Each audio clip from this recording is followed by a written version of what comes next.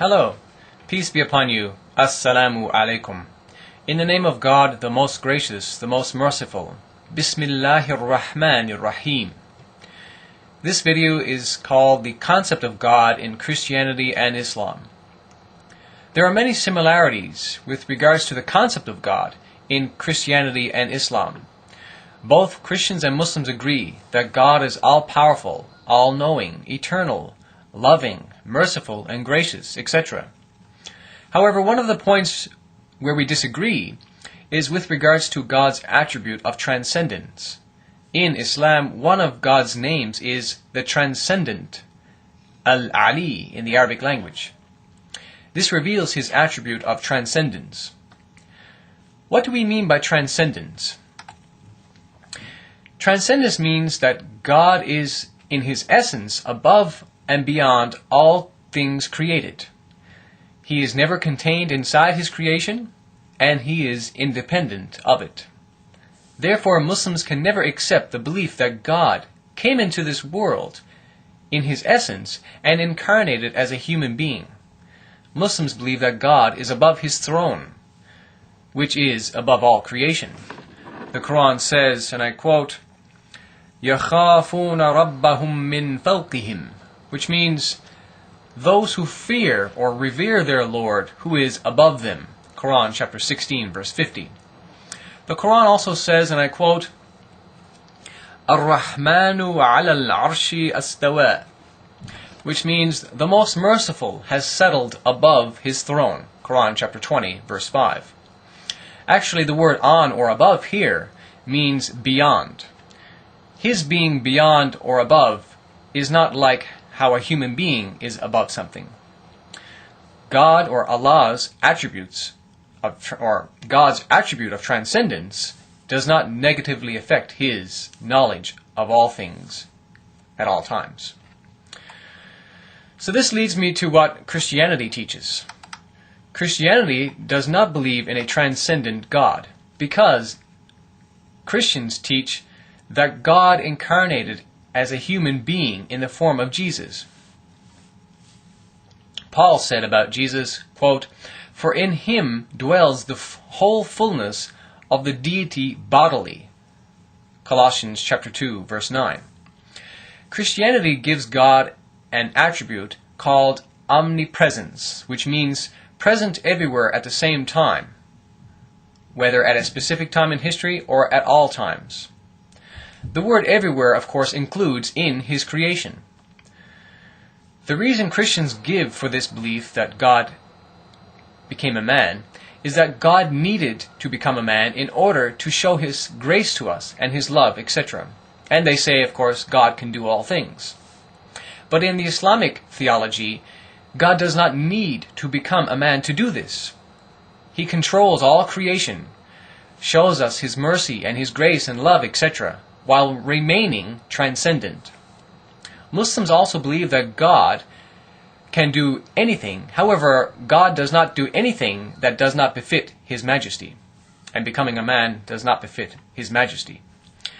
To say God needed to do something is like saying God is limited. And limitations, of course, are attributes of creation, not of God. What Christianity has done is destroyed the faith in God's divine attribute of transcendence by giving him a location at one time in history. He was allegedly located in the body of Jesus on earth in Palestine 2,000 years ago. This, of course, from an Islamic perspective, is a blasphemy. And location is another attribute of the creation. God transcends even location. Muslims do not give God a location. Furthermore, Muslims naturally find this Christian belief disturbing because to say God is omnipresent also implies that God is in filthy places. And we know, it's not right to say God is in feces or in the toilet, for example. So in summary, Islam teaches us that God is transcendent, the Most High, the Majestic, and Infinite, while Christianity teaches that God is not transcendent, but is omnipresent, one who incarnated and took on finite human attributes. You can't have it both ways. Either your God is above and beyond all creation, or he is or was within it. Let me quote to you a statement made by Bilal Philips, or Dr. Bilal Philips, a very famous Muslim scholar in the English-speaking world. Quoting from his book called The Fundamentals of Tawheed, Islamic Monotheism, on page 129, he says, quote, "Logically speaking, it is obvious that in a case where two things exist, one of those things must either be a part of the other or dependent on it, like its attributes, or it must exist by itself, distinct from the other. Thus, when God created the world, either he created it inside himself or he created it outside of himself. The first possibility is unacceptable because it would mean that Allah, or God, the finite supreme being, has within himself finite attributes of deficiency and weakness. Therefore, he must have created the world outside of himself, as an entity distinct from himself yet depending on him. Having created the world outside of himself, he either created it above himself or below himself. Since human experience nowhere confirms prayer downwards, and being below creation contradicts God's majesty and supremacy, God must therefore be above his creation and distinct from it. As to the contradictory descriptive statements that God is neither connected to the world nor separate from it, or that he is neither in the world nor outside of it, such words are not only illogical, but they in fact deny God's actual existence. Such claims relegate God to the surrealistic realm of human thought, where opposites can coexist and impossible things exist, such as the Trinity, three gods in one. So I ask you, what concept of God is more respectful, elevated, and majestic? Islam's or Christianity's?